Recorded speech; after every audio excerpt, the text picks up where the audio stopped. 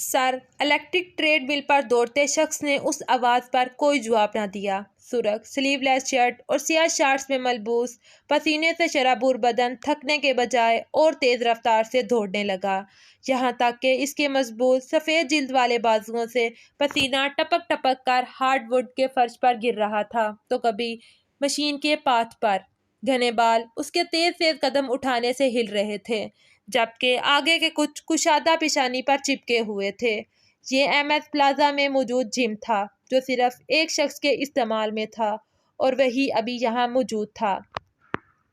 ہر طرف ورزشی آلات پڑے تھے۔ قد آدم شیشوں سے سجا یہ جم کسی عام شخص اور حلال کمائی کا نتیجہ نہیں ہو سکتا تھا۔ سر ہمارے 500 بندے مارے جا چکے ہیں اور اسلحہ بھی وہاں سے غائب ہے۔ قیمتی لباس پہنے، سر سے گنجے مگر گھنی مونچھوں والے 35 سالہ آدمی نے پینٹ کی پاکٹس میں ہاتھ ڈالتے اس کے سامنے آ کر کہا، اوہ ویری بیڈ ڈیک، مگر تم تو جانتے ہو ایم ایس کو ہرانے والا ابھی تک پیدا نہیں ہوا۔ وہی تکبرانہ لہجہ، کلف لگا انداز۔ وہ ٹریڈ مل سے نیچے اتر چکا تھا۔ ڈیک نے سفید تولیہ اس کی جانب بڑھایا، جسے تھامتے اس نے اپنی بالوں سے صاف گردن پر رکھا اور ایک ریٹرو پر بیٹھ گیا۔ ٹھیک 12 بجے تمہیں میری بات سمجھ آ جائے گی۔ ڈیک نے مطمئن انداز میں پانی کی بوتل منہ سے لگاتے گٹا گٹ پانی چڑھاتے ایم ایس کو دیکھا۔ نہ جانے یہ شخص اتنا مطمئن کیسے رہ لیتا ہے جبکہ دشمن چاروں طرف سے اسے گھیرے ہوئے ہے۔ ہیروئن اور کوکین اسمگل کرنے کا کہا تھا۔ بلوچستان کی پارٹی کو وہ کام کس کے ذمہ لگایا؟ ہائی وے کی سیکیورٹی کا پتہ ہے نا، اور ایس پی کا عہدہ جب سے نئے بندے نے سنبھالا ہے خطرہ اور بڑھ گیا ہے۔ یہ پولیس کو بھی نہ جانے بیٹھے بٹھائے کیا موت پڑ گئی ہے۔ کوئی بندہ ڈھونڈ پولیس کا، عہدہ زیادہ اونچا نہ بھی ہو مگر بندہ کام کا ہو، اونچا اسے میں خود بنا دوں گا۔ بات مکمل کرتے کرتے اس نے پلاسٹک کی خالی بوتل کا ڈھکن بند کیا۔ سر وہ کام میں نے چھوٹے صاحب کے ذمہ لگ بات نامکمل ہی رہ گئی۔ ایم ایس نے پلاسٹک کی بوتل کو تڑوڑ مروڑ کر اس کے گنجے سر پر مارا تھا۔ ڈیک کا سر اور جھک گیا مگر وہ اپنی جگہ سے ہل نہ سکا تھا۔ چھوٹے صاحب، اس نکمے انسان کو اتنی بڑی ذمہ داری دے دی، آر یو میڈ ایڈیٹ؟ اس نے گلاس سائڈ اوپن کی اور اندر چلا گیا، جہاں موجود پنچنگ بیگ پر 2-3 مکے برسائے اور پھر باکسنگ پیچ پہن کر جو شروع ہوا تو رکنے کا نام نہ لیا۔ ڈیک بھی اس کے پیچھے اندر ہی چلا آیا تھا۔ او نو! اگر یہ ہیروئن اور کوکین پکڑی گئی تو سعودیہ کی پارٹی کو کیا بیچیں گے؟ اس کی ڈیلیوری پر ملنے والی ساری پیمنٹ اسلحے پر لگانی ہے۔ 25 کلو ہیروئن اور 1 ٹن کے لگ بھگ کوکین تم نے اس اناڑی شخص کے سپرد کیسے کر دی؟ وہ بولے جا رہا تھا۔ ڈیک نے کچھ کہنا چاہا تو اس نے ایک پنچ اسے بھی دے مارا۔ خون کا فوارہ اس کے منہ سے نکلا تھا۔ کیسے ہو گئی یہ غفلت تم سے ڈیک؟ وہ اسے گردن سے دبوچ کر ہارڈ ووڈ کے فرش پر لٹا چکا تھا۔ گھٹنے موڑے وہ غیظ و غضب کی عملی تصویر بنا اسے کے اوپر جھکا ہوا تھا۔ سر، اس کی آنکھوں سے آنسو نکل آئے تھے۔ وہ تڑپ کر بولا تھا۔ ایم ایس نے ایک زوردار دھکے کے بعد اسے چھوڑا تھا۔ نتیجتاً اس کا سر سیدھا شیشے کی سلائیڈ میں لگا تھا۔ سر، وہ ایگل اس کے سارے کام بڑی مہارت سے کرتا ہے۔ تبھی میں نے چھوٹے صاحب کو کہا کہ یہ کام بھی ایگل کو دے دے۔ اس نے بمشکل تمام اپنی بات مکمل کی تھی۔ اور اگر یہ ایگل کہیں ہمارا دشمن نکل آیا تو آخر تم منہ اٹھا کر کسی کو بھی ہمارا رازدار کیسے بنا سکتے ہو ڈیک؟ اگر اتنا ہی مرنے کا شوق چڑھا ہے تو مجھے کہا ہوتا، 1 سیکنڈ سے قبل تمہاری مراد پوری کر دیتا۔ وہ غصے سے مخاطب تھا۔ سر بھروسے کا بندہ ہے، میں نے ساری جانچ پڑتال کر کے دیکھی ہے، کم سنی سے ہی اس منشیات کے دھندے میں ملوث ہے، 2 بار جیل بھی جا چکا ہے مگر ہر بار فرار ہو جاتا ہے، بہت شاطر بندہ ہے۔ سر آپ سراہے بنا نہیں رہ سکیں گے۔ ڈیک نے ایم ایس کے ہاتھ سے وائپس لیتے منہ سے رستہ خون صاف کرتے ہوئے کہا تھا، اوکے لیٹس سی۔ منہاج ازدحاق وائپس کا باکس اس کے ہاتھ میں تھماتا اس کی کمر تھپتھپاتا چلا گیا، جبکہ ڈیک پیچھے لگے مرر میں اپنا زخم دیکھنے لگا، پھر زور سے ہاتھ میں پکڑا ڈبہ شیشے پر دے مارا۔ ساتھ 2 ننھے ننھے موتی اس کی آنکھوں سے نکل کر گربیان میں جذب ہونے لگے۔ ماشاء اللہ، پہلے قدم پر ہی کامیابی۔ آس عالم منہاج ازدحاق کو منہ کے بال گرانے کا وقت میرے خیال سے نزدیک آ گیا ہے۔ ایجنسی کے سربراہ نے مبارکباد دینے کو اسے کال کی تھی۔ اپنے ساتھیوں کے ساتھ بیٹھا۔ وہ اگر بہت پر امید نہ تھا تو نا امید بھی نہیں تھا۔ انشاءاللہ سر، بس مجھے آپ کی دعاؤں کی ضرورت ہے۔ وہ سنجیدہ تھا۔ مگر آس، ایک بات تم بھول رہے ہو۔ تمہارا کام راز اکٹھے کرنا ہے۔ اسٹرائیک کرنے کو اور بھی بہت ہیں۔ دوسرا کام کہاں تک پہنچا؟ ساتھ ہی انہوں نے اس کی تمام تر خوشی پر پانی پھیر دیا۔ کراچی ہائی وے پر دھماکہ۔ پولیس ابھی تک اس حادثے کی صحیح وجہ معلوم کرنے سے قاصر۔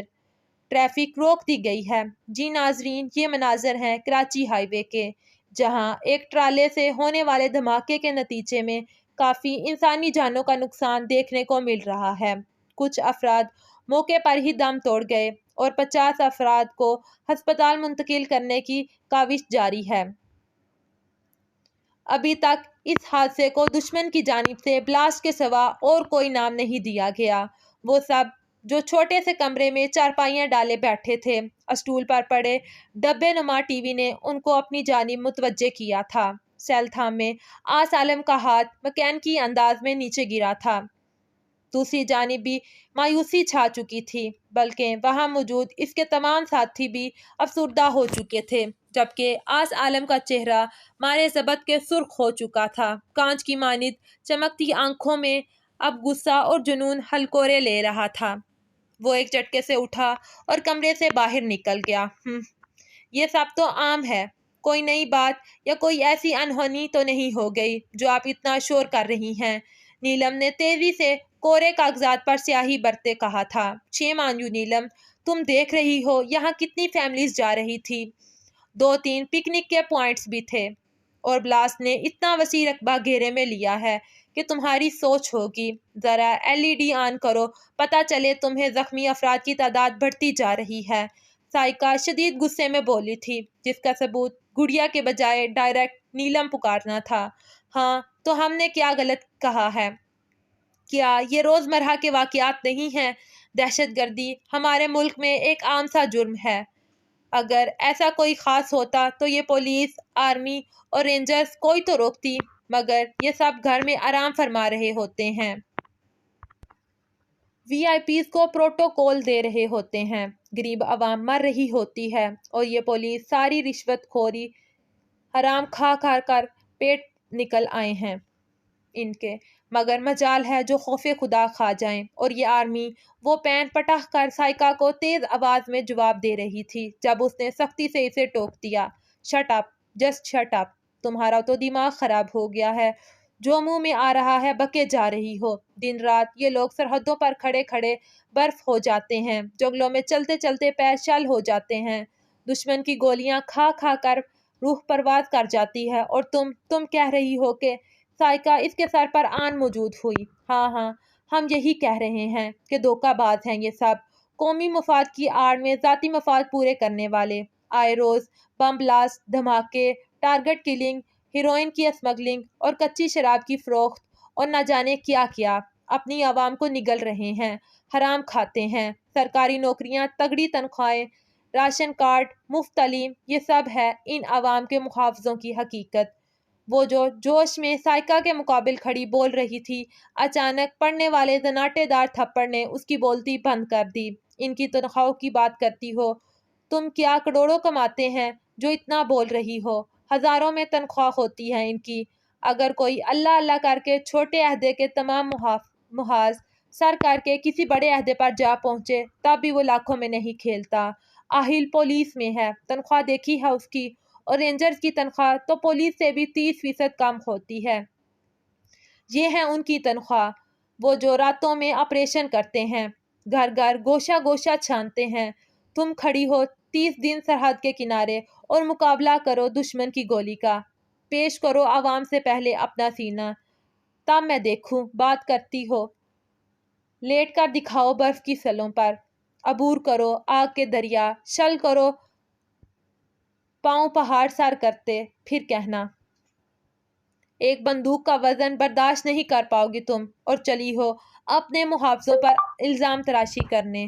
دشمن کی زبان بول رہی ہو۔ اپنے ہی محافظوں کو غدار کہہ رہی ہو۔ سائیکا جذباتی انداز میں چیختے ہوئے بولے جا رہی تھی اور پوچھ رہی تھی۔ نیلم کے تو کان سائیں سائیں کرنے لگے۔ مجال ہے جو ایک لفظ بھی اس کی سماعت میں اترا ہو۔ اسے تو بس دھچکا لگا تھا کہ سائیکا نے اس پر ہاتھ اٹھایا تھا۔ جب ہوش آیا تو آنکھیں رگڑتی چھت پر بھاگ گئی۔ اس کے علاوہ کوئی اور جگہ نہیں تھی جہاں وہ کھل کر آنسو بہا سکے۔ میرے وطن یہ عقیدتیں اور پیار تجھ پہ نثار کر دوں، محبتوں کے یہ سلسلے بے شمار تجھ پہ نثار کر دوں۔ کمرہ پورا تاریکی میں ڈوبا تھا، بلکہ وہ کمرہ کم کوئی اسٹور سا ہوگا۔ اندھیرے کے باعث کچھ بھی نظر آنے سے قاصر تھا۔ ایک لکڑی کی میز کے پاس رکھی کرسی پر بیٹھا شخص آنکھیں موند چکا تھا۔ کھاؤ یار، بہت مزے کا ہے ذائقہ اس کا۔ وہ یونانی دیوتاؤں سا حسن رکھنے والا کوئی 20-21 سال کا لڑکا اس کی طرف سفید پاؤڈر کی تھیلی اچھالتے کہہ رہا تھا، نہیں مجھے نہیں کھانا، مجھے جانے دو، مجھے گھر جانا ہے۔ My mom is waiting۔ 16-17 سال کا وہ کالج اسٹوڈنٹ ناگواری سے بولا، کھانا تو تمہیں پڑے گا ڈریم بوائے۔ سفید مضبوط ہاتھوں سے اس کی تھوڑی کو جکڑے وہ کرخت لہجے میں دھاڑا تھا، ایم ایس کو ان کا انکار کرنے کی جرت نہیں کر سکتا تھا کوئی۔ تیرا تو باپ بھی کھائے گا۔ ساتھ ہی ایک جھٹکے سے اسے زمین پر پٹک دیا۔ وہ ماماز بوائے تھا، لڑائی جھگڑے سے دور رہنے والا۔ اس جلاد انسان سے فوراً خوف کھا گیا۔ کھاؤ اسے۔ یونانی دیوتا نے اس کے پیٹ میں مکہ مارا۔ جیسے ہی اس نے کراہ کر منہ کھولا، اس نے وہ سفید پاؤڈر سے بھری تھیلی اس کے منہ میں انڈیل دی اور تھوڑی پکڑ کر منہ اونچا کر دیا۔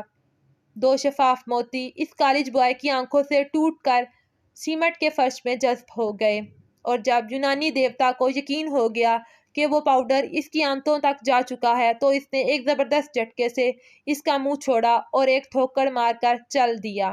وہ بے بسی کی تصویر بنا لیٹا صرف ایک ہی رٹ لگا رہا تھا، مما، بابا، بابا۔ شاید وہ ماضی کی تلخ یادوں میں اتنا محو ہو چکا تھا کہ حقیقت میں بھی وہی الفاظ دہرا رہا تھا، ماما، بابا۔ وہ سر زور زور سے کرسی کے بیک پر پٹک رہا تھا۔ اس کے تسلسل میں سیل کی وائبریٹنگ نے خلل پیدا کیا تھا۔ وہ اچانک ہوش کی دنیا میں لوٹا تھا۔ ایگل، کم آن بے، ہری اپ۔ ایمبولینس ہائی وے سے 15 منٹ کے فاصلے پر کھڑی ہے، جلدی نکلو۔ ڈیک کی آواز موبائل اسپیکر میں ابھری تھی۔ ہاں ہم آ رہے ہیں، بس پاس ہی ہیں، اسی جگہ، بس 5 منٹ۔ وہ اپنے مخصوص لب و لہجے میں جواب دے رہا تھا۔ گڈ۔ ڈیک کال منتقل کر چکا تھا۔ کیا وقت آ گیا منہاج ازدحاق، جو نشہ تم ماضی میں میری رگوں میں اتارتے تھے وہ آج میں دوسروں کی رگوں میں اتارنے جا رہا ہوں۔ اس نے گلے میں تعویذ پہنا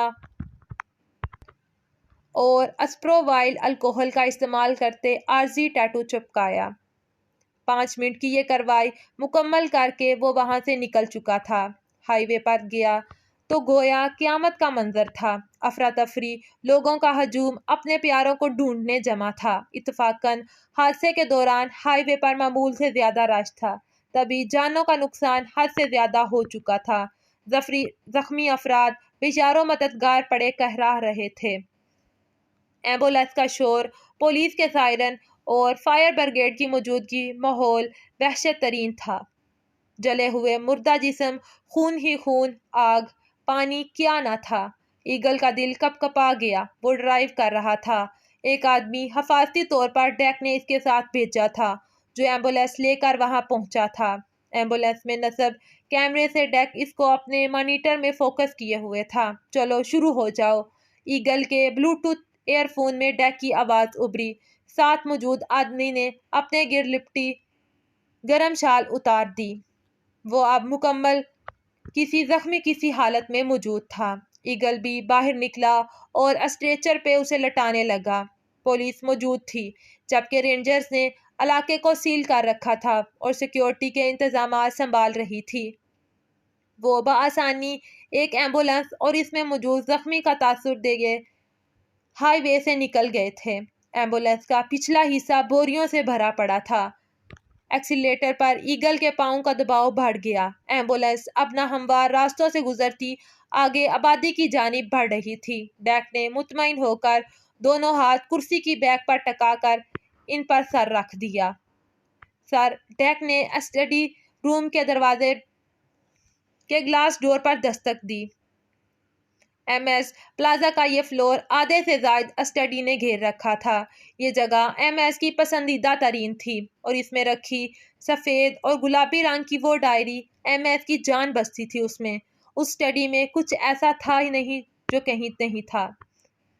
کم ان۔ ڈیک دروازہ دھکیلتے اندر آ گیا۔ پوری لائبریری میں سفید روئی کی مانند قالین بچھا تھا۔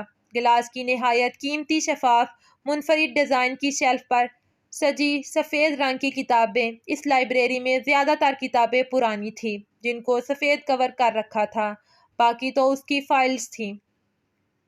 اس کی زندگی کے ثبوت 12 سال کا ریکارڈ۔ سر مال بحفاظت ڈیلیور ہو چکا ہے اور پیمنٹ آپ کے اکاؤنٹ میں آ چکی ہے۔ ایم ایس نے سفید اور گلابی رنگ کی وہ خوبصورت ڈائری بند کر دی۔ گڈ، اب تم جاؤ اور اسلحہ سودیا بیچنے کی تیاری شروع کر دو۔ بندے تمہیں چننے ہیں، باقی کا کام میں خود کروں گا، وہ بے تاثر لہجے میں کہہ رہا تھا۔ جی سر۔ ڈیک پلٹا تھا جب منہاج کی آواز پر اسے رکنا پڑا۔ ڈیک۔ اس نے سوالیہ نظروں سے ایم ایس کو دیکھا۔ کل ایگل کو لے کر آؤ لنچ ٹائم میں، حکم دے کر وہ پھر سے قلم اٹھا چکا تھا۔ ڈیک نے سرد آہ بھری اور باہر نکل گیا۔ اس نے ڈائری کھول لی اور اس میں لکھی بے شمار عربی غزلوں کو حسرت سے دیکھنے لگا۔ اس نے باریک نب والا سنہری قلم اٹھایا اور بہت ہی نفیس لکھائی میں لکھنے لگا۔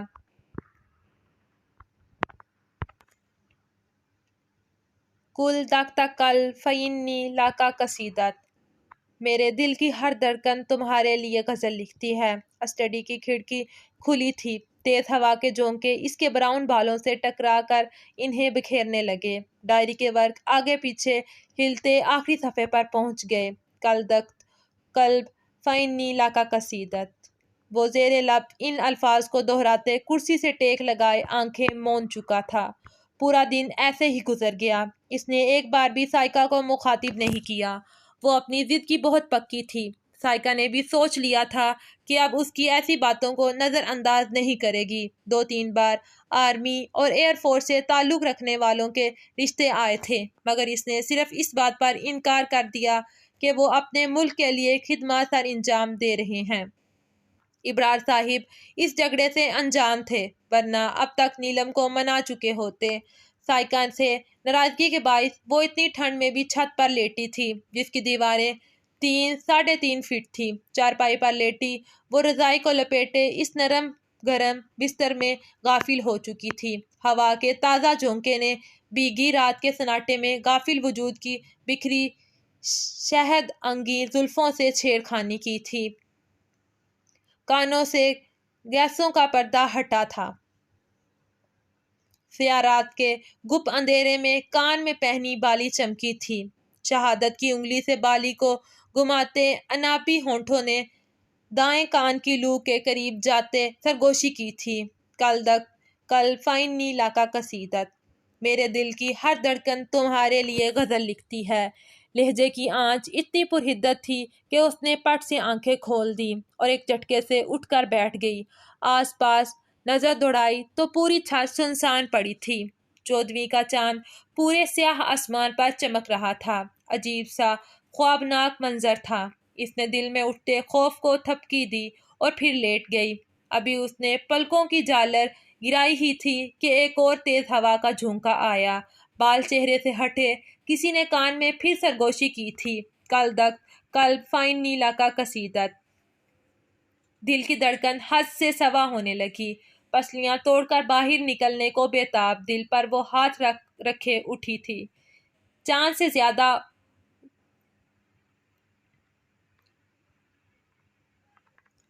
اس کا ہوش ربا حسن چمک رہا تھا۔ اس نے کان کی لوؤں کو ہاتھ لگا کر محسوس کیا، مگر کسی بھی لمس کا احساس نہ پا کر وہ گھبرا گئی۔ شاید خواب تھا، وہ بڑبڑائی، مگر سماعت میں ایک ہی جملے کی تکرار تھی جس کے مطلب سے بھی وہ انجان تھی اور اتنی بھی تمیز نہ کر پائی تھی کہ یہ فارسی ہے یا عربی۔ پھر اچانک اس کو بہت خوف آنے لگا۔ سیاہ رات، سنسان چھت، اس نے لپیٹ کر رضائی بمشکل اٹھائی اور سفید نازک گلابی تلووں والے پاؤں نازک جوتی میں گھساتی وہ نیچے بھاگی تھی۔ اسے لگا وہ جملہ ابھی بھی ہواؤں کے دوش پر اس کے پیچھا کر رہا ہے۔ گل دخت قلب فائن نیلا کا قصیدت۔ سر ڈیک نے سیاہ ٹراؤزر پر سفید ڈھیلی ڈالی شرٹ پہنے وزنی تربوز جتنی بڑی بال پکڑے باؤلنگ لین پر ہلکا سا جھک کر نشانہ لگاتے ایم ایس کو پکارا۔ پورے باؤلنگ کلب میں نیلگو روشنی چھائی تھی اور ہلکے سروں میں بجتا مسحور کن میوزک یہ عربی میوزک تھا، اس کا پسندیدہ ترین۔ اب تو یہ میوزک 8 سال کے عرصے میں ڈیک کو بھی حفظ ہو چکا تھا۔ منہاج الضحاک نے فقط ہنکارہ بھرنے پر ہی اکتفا کیا تھا۔ بال کو وہ باؤلنگ لین پر پھینک چکا تھا۔ سفید رنگ کی گڑی تمام بوتلیں ایک ہی بال سے ڈیر ہو چکی تھی۔ اس سٹرائک پر ایم ایس نے رخ موڑتے ڈیک کو دیکھا۔ وہ ہلکا سا مسکرایا تھا۔ ہاں بولو۔ باؤلنگ بال ریٹرن مشین سے نئے گیند پر برآمد کرتے پوچھا۔ ایگل کو لنچ پر بلایا تھا آپ نے؟ تو اس نے آبرو اچکاتے کہا۔ وہ آ گیا ہے، ڈیک نے اطلاع دی۔ ہاں تو لنچ کرواؤ اسے، ایم ایس نے جواب دیا اور دوبارہ اپنے سابقہ مشغلے میں مصروف ہو گیا۔ سر اگر آپ اس کے ساتھ، ڈیک نے دانستاً جملہ ادھورا چھوڑ دیا۔ یو مے گو ناؤ، تم اب جا سکتے ہو۔ ایم ایس کے سرد لہجے پر ڈیک نے کھسک جانا بہتر سمجھا۔ اس نے گلاس ڈور اوپن کیا تھا جب زبردست اسٹرائک کی آواز اس کے کانوں میں گونجی۔ ایک بار پھر تمام بوتلیں ڈھہ گئی تھی، زمین پر گری پڑی، شکست کھائے ہوئے، اور فاتح شان سے سر و قد کھڑا تھا۔ اس کے ہر انداز سے لاپرواہی اور بے نیازی ٹپکتی تھی۔